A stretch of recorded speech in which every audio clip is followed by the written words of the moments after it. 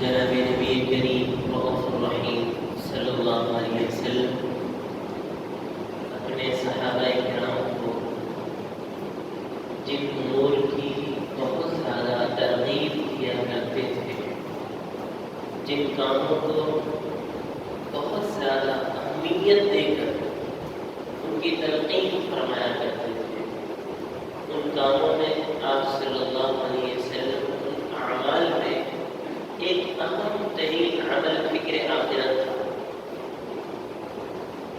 ایمان والے اور کفار ان دونوں کے درمیان ایک اہم ترین زندگی گزارنے کے اصولوں میں اہم ترین فرق فکر آخرت ہے۔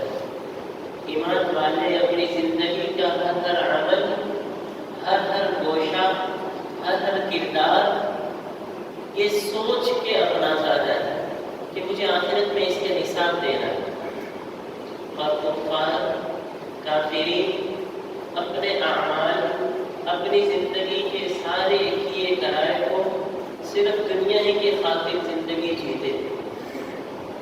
فکر آخرت ایک ایسا بنیادی عنصر ہے، ایک ایسی بنیاد ہے، اگر یہ میری اور آپ کی روح میں پڑ جائے، ہمیں اس کی فکر لگ جائے، تو معاشرہ ایک بہترین بنیادی اصولوں کے مطابق زندگی گزار سکتا ہے۔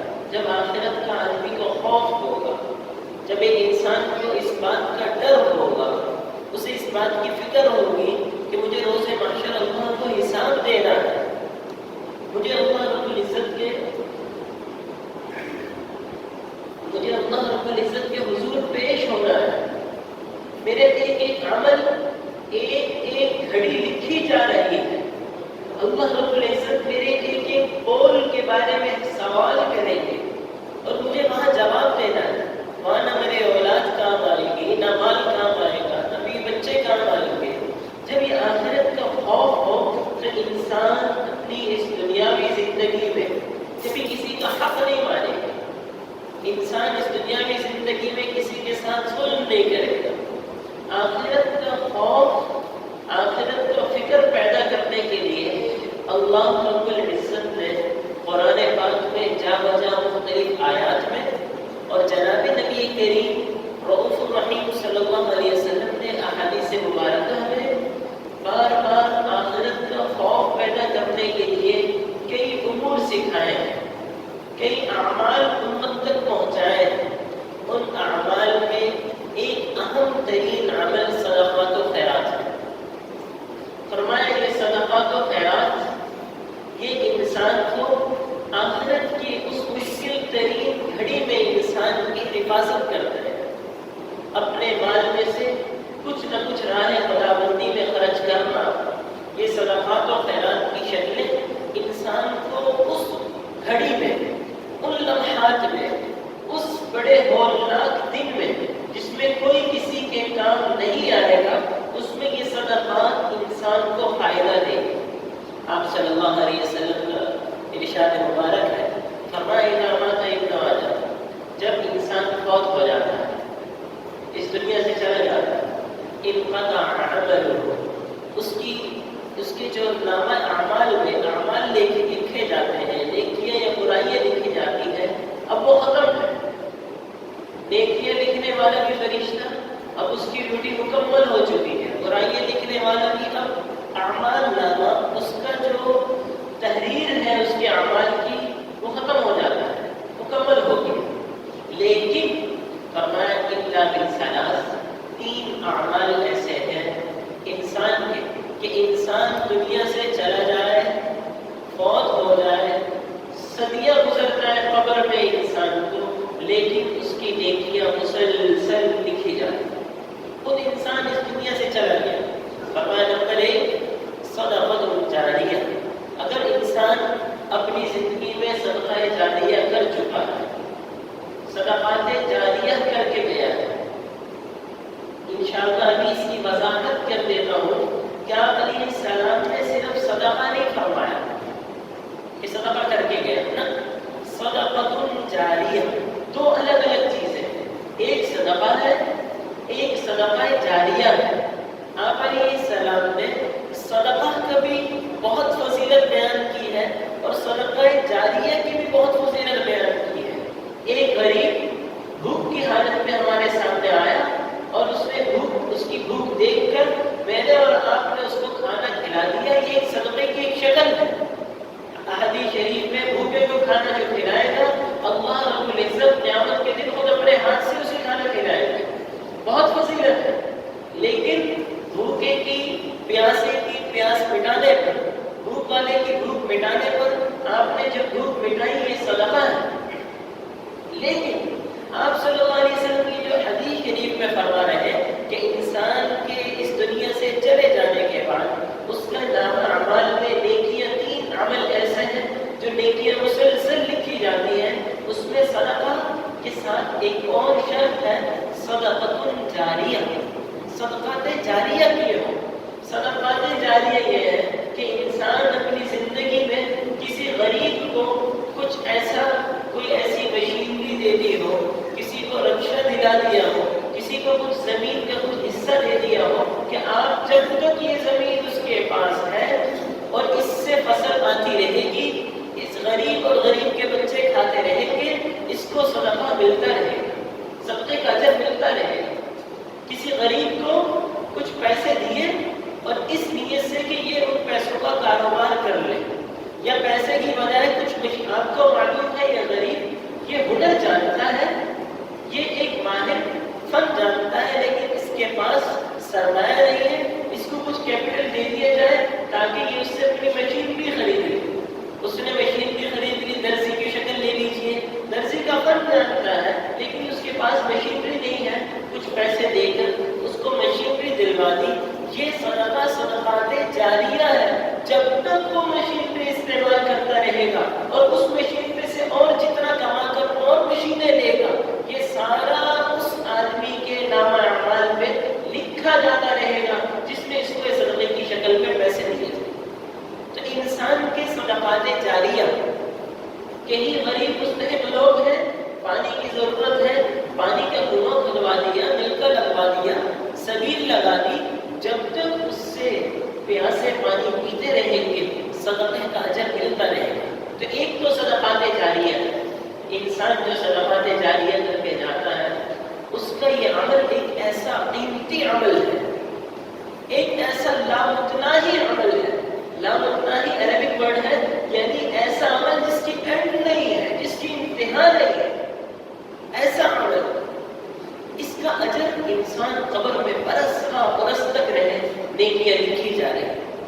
نمبر 2، 3 اعمال ایسے ہیں جو انسان کے فوت ہو جانے کے بعد بھی اس کی نیکیوں میں لکھے جاتے ہیں۔ نمبر 2، او علم ينتفع به، انسان کسی کو علم دین سکھا کے چلا گیا، کسی کو کچھ علم پڑھا دیا، جس کو پڑھایا ہے وہ آگے پڑھائے گا، وہ آگے اس علم کو منتقل کرے گا، یہ سارا اس سکھانے والے کے اجر میں لکھا جائے گا۔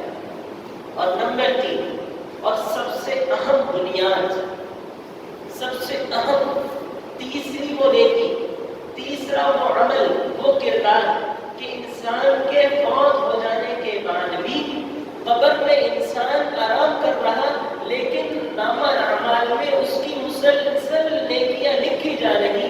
تیسرا عمل او ولد صالح یدعو لہ، انسان اپنے مرنے کے بعد زندگی میں اپنی ایسی اولاد چھوڑ کر گیا، ورثہ میں اپنی اولاد کی ایسی تربیت کر کے گیا کہ وہ اولاد کے فوت ہو جانے کے بعد بھی اللہ کے گھروں کو سجدوں سے آباد کر رہی ہے، وہ اولاد اللہ کے راستے میں خوب صدقات و خیرات کر رہی ہے۔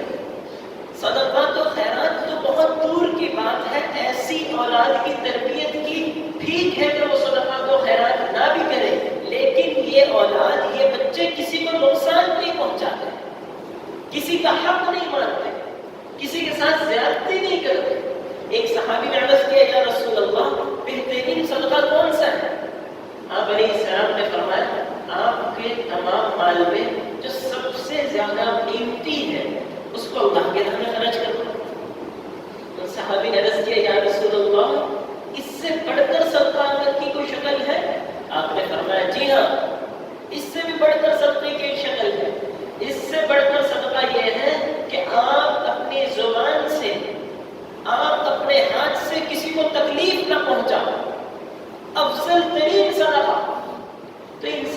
کے فوت ہو جانے کے بعد اپنی اولاد کی ایسی تربیت کر کے گئے کہ وہ اولاد کسی کا حق نہیں مانتی، کسی کے ساتھ ظلم نہیں کرتی، مال چھوڑ کر گئی ہے وہ اس مال پر اتراتی نہیں ہے، بلکہ والد کے چھوڑے ہوئے وراثت کے مال کو بھی اللہ کی راہ میں خرچ کر رہے ہیں۔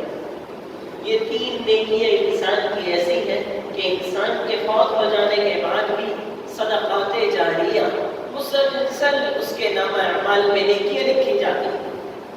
جس طرح کہ عرض کیا صدقات کی دو شکلیں ہیں، کسی غریب کو کھانا کھلا دیا یہ بھی ایک صدقہ ہے، لیکن محترم دوستوں ماشاء اللہ ہمارے دوست احباب بہت زیادہ صدقات کرتے ہیں۔ رمضان المبارک میں راشن کی شکل میں، غربا کو کپڑے دلا دینے کی شکل میں، گھروں میں کام کرنے والی ماسی وغیرہ خواتین ان کے ساتھ گاہے بگاہے ان کی مدد کرتے رہتے ہیں، لیکن ایک قدم اور بڑھائیے۔ صدقات جو ہم کر رہے ہیں اب صدقات جاریہ کی طرف آئیے، ایک قدم اور بڑھائیے۔ صدقات جاریہ یعنی ایسا صدقہ جس کا اثر، جس کا نفع قیامت تک چلتا رہے۔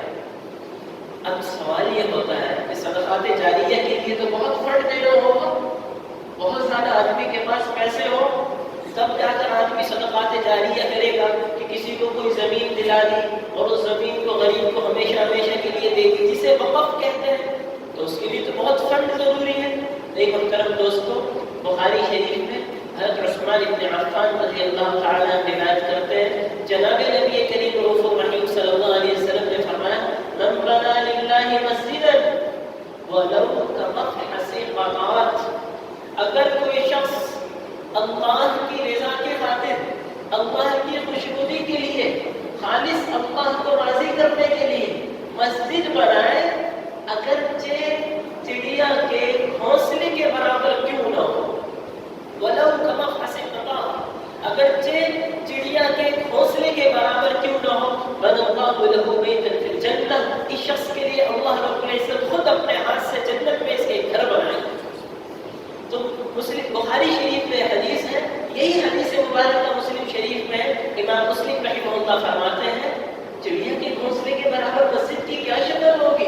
فرمایا آپ علیہ السلام امت کو ترغیب دینے کے لیے مسجد کے اندر اگر ایک اینٹ بھی لگا دی، اتنا حصہ ایک اینٹ کے برابر، اور امام مسلم رحمہ اللہ نے فرمایا ایک بالش ہر زمین کے ٹکڑے میں کچھ پیسے لگا دیے، یہ بھی صدقات جاریہ میں شمار ہوگا، کیونکہ اللہ رب العزت زیادتی کو نہیں دیکھتے کہ کتنا زیادہ ہے، کثرت کو نہیں دیکھتے کہ کتنا زیادہ ہے، بلکہ اللہ رب العزت دلوں کے اخلاص کو دیکھتے ہیں۔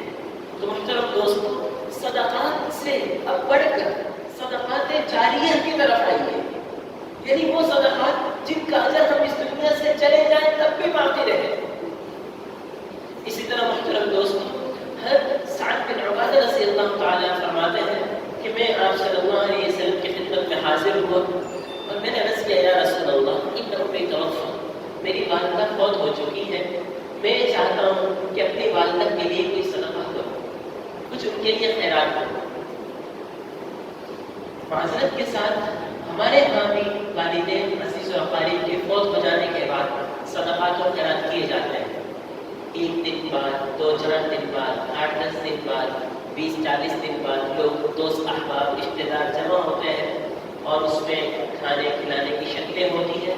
صدقات ہمارے ہاں بھی کیے جاتے ہیں، اور ہم اپنے والدین کے لیے جب دوست احباب رشتے دار جمع ہوتے ہیں تو ان کے اصحال ثواب کے لیے سب کچھ کرتے ہیں، چاہے اس میں کھانے کی شکلیں ہوں، پھل فروٹ کی شکل ہو، تمام خیرات کے لیے کرتے ہیں۔ اب ایک صحابی آپ صلی اللہ علیہ وسلم کی خدمت میں حاضر ہو رہے ہیں، صحابی کی والدہ فوت ہو چکی ہے اور صحابی آپ علیہ السلام سے دریافت فرما رہے ہیں کہ وہ ان کے لیے صدقہ کی کیا شکل کروں، ان کے لیے خیرات کرنا چاہتا ہوں۔ اب آپ علیہ السلام صحابی کو جو عمل سکھائیں گے وہ میرے اور آپ کے لیے نمونہ ہے۔ آپ علیہ السلام اس صحابی سے فرما رہے ہیں ایسا کرو، یا کیا کرنا چاہتے ہو یا رسول اللہ کے بہترین صرف والدہ کے اصحال ثواب کے لیے کرنا چاہتا ہوں، آئیے صدقہ دیا بہترین صدقہ۔ آپ علیہ السلام نے فرمایا الماء، کہیں کسی غریب بستی میں پانی کا کنواں کھودوا لو۔ سعد بن رضی اللہ عنہ فرماتے ہیں کہ ہمارے قریب ایک بستی تھی، وہاں میں پانی کا کنواں کھدوا دیا. آپ علیہ السلام کی خدمت میں حاضر ہوا، یا رسول اللہ فلاں بستی میں نے کنواں کھدوایا ہے. آپ نے فرمایا سعد جب تک اس کنویں سے انسان اور حیوانات اور جانور وغیرہ جو ذی روح اس سے پانی پیے گا تمہاری والدہ کو اجر ملتا رہے گا. تو محترم دوستوں، والدین کے فوت ہو جانے کے بعد صدقات کی شکلوں میں وہ شکلیں اپنائیے جس سے آپ صلی اللہ علیہ وسلم بھی خوش ہو، اسلام بھی خوش ہو. والدین کے فوت ہو جانے کے بعد معاشرے میں دیکھا جاتا ہے، خاص طور پہ ہمارے پنجاب میں، کہ کچھ دنوں بعد ایک کثیر رقم خرچ کر کے صدقات و خیرات کی شکل میں وہ فنڈ انسان اپنی جیب سے خرچ کرتا ہے اور کھلاتا سب اپنے رشتہ داروں کو. آپ جانتے ہیں اور بہت اچھے انداز سے جانتے ہیں کہ صدقات قرآن پاک میں 11ویں پارے میں اللہ پاک فرماتا ہے انما الصدقات للفقراء والمساکین والعاملین علیہا والمؤلفۃ قلوبهم وفی الرقاب والغارمین فی سبیل اللہ. فقراء، مساکین، مسافر لوگ، قرض میں مبتلا لوگ، غلاموں کو آزاد کرانے کے لیے صدقات تو اس کے لیے ہے. صدقات تو انہیں کو دیے جا سکتے ہیں. میں اور آپ اپنے مرحومین کے اصال ثواب کے لیے جو صدقات کریں گے اور اس میں ہمارے عزیز و اقارب اگر وہ فقراء اور مساکین ہیں تو پھر تو صدقے کی شکل ہوگی.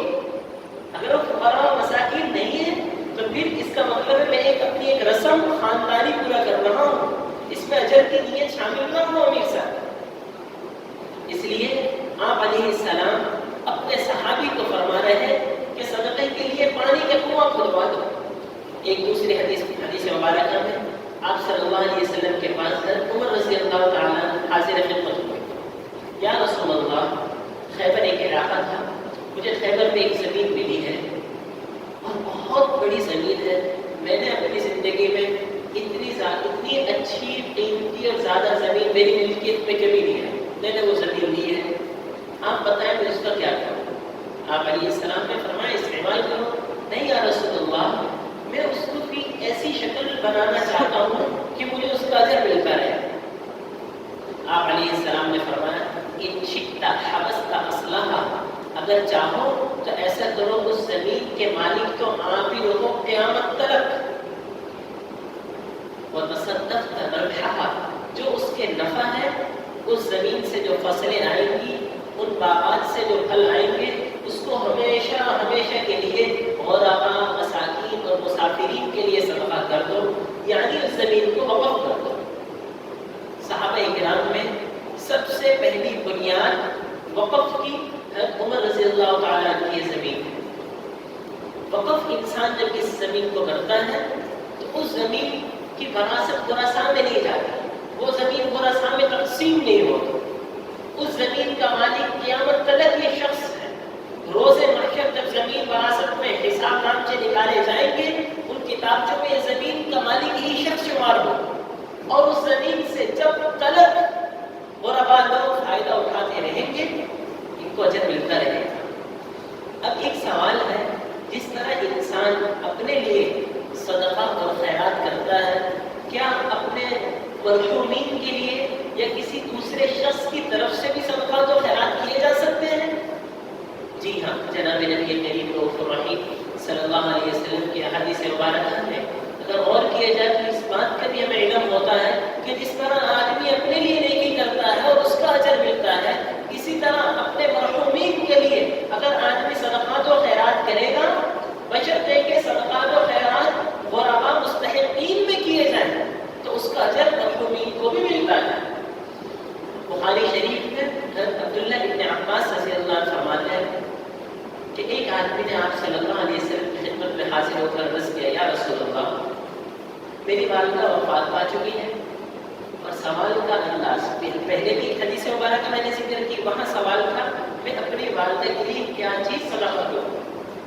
یہاں پر صحابی سوال دریافت فرما رہے ہیں، یا رسول اللہ، میری والدہ وفات پا چکی ہے، آخا ينفعها ان تصدقت عنها، اگر میں کچھ مال صدقہ خیرات کروں تو اس کا نفع میری والدہ کو پہنچے گا؟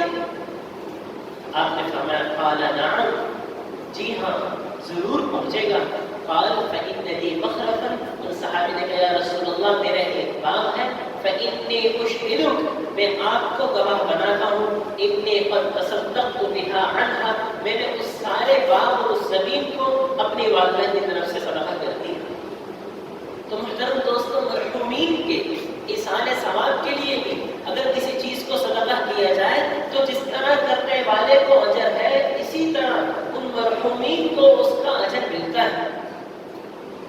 حضرت عائشہ رضی اللہ تعالی عنہ ایک صحابی سے متعلق واقعہ بیان کرتی ہے۔ ایک صحابی آپ علیہ السلام کی خدمت میں حاضر ہوئے، یا رسول اللہ، میری والدہ کی وفات میرے ہاتھوں میں ہوئی ہے، ان کی روح میرے ہاتھوں میں نکلی ہے، آخری لمحات میں میں ان سے کچھ باتیں کر رہا تھا اور وہ مجھے کچھ چیزوں کی وصیت فرما رہی ہے۔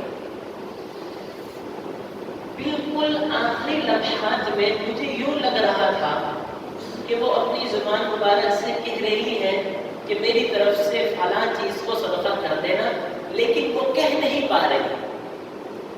یا رسول اللہ، مجھے یوں اندازہ ہو رہا کہ وہ کچھ کسی چیز کا صدقہ کرنے کا کہنا چاہ رہی ہے، مگر ہمت اور ان کو سکت نہیں تھی، کہہ نہیں پا رہی۔ اب میرے لیے آپ فرمائیں کیا حکم ہے؟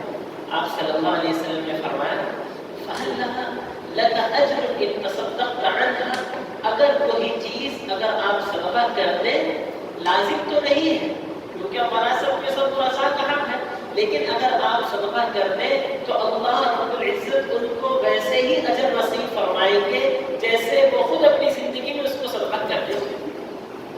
تو محترم دوستوں، میں اور آپ اپنے مال میں صدقات و خیرات کی کچھ نہ کچھ حصہ، کچھ نہ کچھ فنڈ ہمیشہ مستقل اس کو شامل رکھیں۔ ایک تو یہ ہے کہ سال بعد رمضان المبارک میں بابرکت مہینے میں صدقات و خیرات کی شکلیں اختیار کی جائیں اور پھر سارے سال اپنی دنیا کی زندگی میں مصروف رہیں۔ ایک یہ ہے کہ جو فنڈ آپ نے رمضان المبارک میں دینا ہے اسی کو 12 مہینوں میں تقسیم کر دیا جائے۔ یہ جو مسلسل ہے، آپ صلی اللہ علیہ وسلم کا فرمان ہے کہ اللہ پاک کو بہترین صدقہ وہ پسند ہے جو مسلسل ہو، اگرچہ تھوڑا ہی کیوں نہ ہو۔ صدقات سے متعلق کچھ احادیث مبارکہ آپ حضرات کے گوش گزار کے دیتا ہوں۔ آپ صلی اللہ علیہ وسلم نے فرمایا، ان صدقۃ السر تطفئ الخطیئہ، انسان گناہ کرتا ہے، گناہ اس کے نام اعمال میں لکھے جاتے رہتے ہیں، انسان کا صدقہ کرنا اس کے گناہوں کو مٹا دیتا ہے، اور حدیث شریف میں ایسے گناہوں کو مٹا دیتا ہے کما تطفئ الماء النار، جیسے پانی آگ کو بجھا دیتا ہے۔ ایک دوسری حدیث مبارکہ میں آپ علیہ السلام نے فرمایا، الصدقۃ تطفئ غضب الرب، صدقہ اللہ رب العزت کی ناراضگی کو ختم فرما دیتا ہے۔ انسان کے کسی عمل سے اللہ رب العزت کی کچھ ناراضگی ہو تو یہ صدقہ کا عمل اللہ رب العزت کی ناراضگی کو ختم فرما دیتا ہے۔ ایک فرشتوں نے اللہ رب العزت سے کچھ سوالات دریافت فرمائے اور یہ سوالات کے جوابات جو اللہ رب العزت نے دیے، یہ واقعہ آپ صلی اللہ علیہ وسلم نے صحابہ تک پہنچایا۔ فرشتہ نے عرض کیا کہ اللہ، آپ کی یہ جو مخلوقات ہے، یہ پہاڑ، ان سے بڑی بھی کوئی مخلوق ہے؟ پہاڑوں سے بڑی کوئی مخلوق؟ مسلم شریف میں یہ حدیث مبارکہ تفصیل سے موجود ہے۔ اللہ رب العزت نے فرمایا، ہاں پہاڑوں سے بڑی مخلوق موجود ہے۔ کون سی ہے اللہ؟ دیکھتے نہیں ہو لوہے کو کہ لوہا ان پتھروں کو کیسے کاٹ دیتا ہے؟ اچھا یہ اللہ، کیا لوہے سے بڑی کوئی مخلوق ہے؟ فرمایا جی ہاں، آگ، دیکھتے نہیں ہو کیسے اس کو پگھلا کے رکھ دیتی ہے؟ اے اللہ، آگ سے بڑی کوئی مخلوق ہے؟ فرمایا جی ہاں، دیکھتے نہیں ہو پانی کو کیسے بجھا کے رکھ دیتا ہے؟ اے اللہ، پانی سے بڑی طاقتور کوئی مخلوق ہے؟ فرمایا ہاں، دیکھتے نہیں ہو ہوا کو کیسے پانی سے بھرے ہوئے بادلوں کو کہاں سے کہاں لے جاتی ہے؟ اے اللہ، ہوا سے طاقتور کوئی مخلوق؟ فرمایا جی ہاں، مسلمان کا دائیں ہاتھ سے دیا ہوا صدقہ اس انداز سے دیا جائے کہ بائیں ہاتھ کو بھی پتہ نہ چلے، مخفی، چپکے صدقہ، یہ صدقہ کائنات کی تمام چیزوں سے زیادہ طاقت رکھتا ہے۔ دو چیزوں کی، انسان کے دو عمل ایسے ہیں جن کی طاقت کبھی اور آپ اندازہ نہیں لگا سکتے۔ ایک اللہ کے خوف سے نکلا ہوا آنکھ سے آنسو کا ایک قطرہ، آنسو کا ایک قطرہ جو اللہ رب العزت کے خوف سے نکلے، یہ ایک قطرہ اتنی طاقت رکھتا ہے کہ جہنم کی پوری آگ کو بجھا سکتا ہے، مگر آپ اس کا اندازہ نہیں لگا سکتے۔ ہم سندھ میں تھے، ایک وہاں سردار صاحب نے جمعے کے بیان کے بعد کہا کہ آپ نے یہ حدیث مبارکہ کا بیان کی ہے کہ ایک آنسو کا قطرہ جہنم کی آگ بجھا سکتا ہے، یہ کیسے ہو سکتا ہے؟ پھر انہوں نے کہا کہ جہنم کی آگ تو دنیا کی آگ سے کئی گنا زیادہ سخت ہے، دنیا کی آگ نہیں بجھ سکتی کئی ڈولوں سے، تو جہنم کی آگ ایک قطرے سے کیسے بجھ سکتی ہے؟ ان سے عرض کیا یہ بتائیے آپ کا وزن کتنا ہے؟ سردار صاحب کہنے لگے میرا وزن تقریباً 80 سے 85 کلو وزن ہے۔ ان سے عرض کیا جو اللہ پانی کے ایک قطرے کو اس انسانی وجود میں بدل سکتا ہے، پانی کے ایک قطرے کو 80-85 کلو وزن میں بدل سکتا ہے، وہ ایک مسلمان ایمان والے کی آنکھ سے، اللہ کے خوف سے نکلے ہوئے آنسو سے جہنم کی آگ بجھا سکتا ہے۔ تو محترم دوست، ایک عمل یہ آنسو ہے، اور دوسرا عمل مخفی صدقہ، چپکے صدقہ دینا کہ کسی کو کوئی گواہی نہ ہو اس کا سوائے اللہ، یہ صدقات۔ آخر میں حدیث مبارکہ کی روشنی میں آپ علیہ السلام نے فرمایا ان الصدقہ تطفئ بیت السوء، ہر انسان چاہتا ہے میری اچھی موت آئے، میری موت اچھی موت ہے، مجھے کل کو بڑھتے ہوئے اس دنیا سے رخصت ہو، میں جب اس دنیا سے جاؤں کسی کا حق مجھے دینا نہ ہو، ہر ایک مجھ سے خوش ہو۔ اس فرمایا بہت سے اعمال ایسے ہیں جو انسان کی اچھی موت کا ذریعہ ہے۔ انشاءاللہ کسی دن مستقل ان تمام اعمال کو خطبہ میں ذکر کیا جائے گا، لیکن فرمایا انسان کا مستقل صدقہ کرتے رہنا انسان کی اچھی موت کی علامت ہے۔ مستقل صدقہ کرنا انسان کو بری موت سے حفاظت دیتا ہے۔ آپ علیہ السلام نے فرمایا ہر آدمی قیامت کے روز حشر کے میدان میں اللہ رب العزت کے سامنے پیش ہوگا، لیس بینہ و بین ربہ ترجمان، انسان اور اس کے رب کے درمیان کوئی ترجمان نہیں ہوگا، براہ راست اللہ رب العزت کے حضور پیش ہوگا، اور جہاں دیکھے گا یمینہ و شمالہ و تلقاء وجہہ، اپنے سامنے دیکھے، دائیں دیکھے، بائیں دیکھے، ہر طرف اس کو آگ نظر آ رہی ہوگی۔ جو یہ چاہے کہ اس دن اپنے رب کے سامنے سرخ روح ہو، فَلْيَتَصَدَّقْ وَلَوْ بِشَقِّ تَمْرَةٍ، وہ مستقل صدقات کرتا رہا کرے، چاہے کھجور کی گٹلی ہی کیوں نہ ہو۔ تو محترم دوست، دعا ہے الہ العالمین ہم سب کو صدقات کی مستقل عادت اپنانے کی توفیق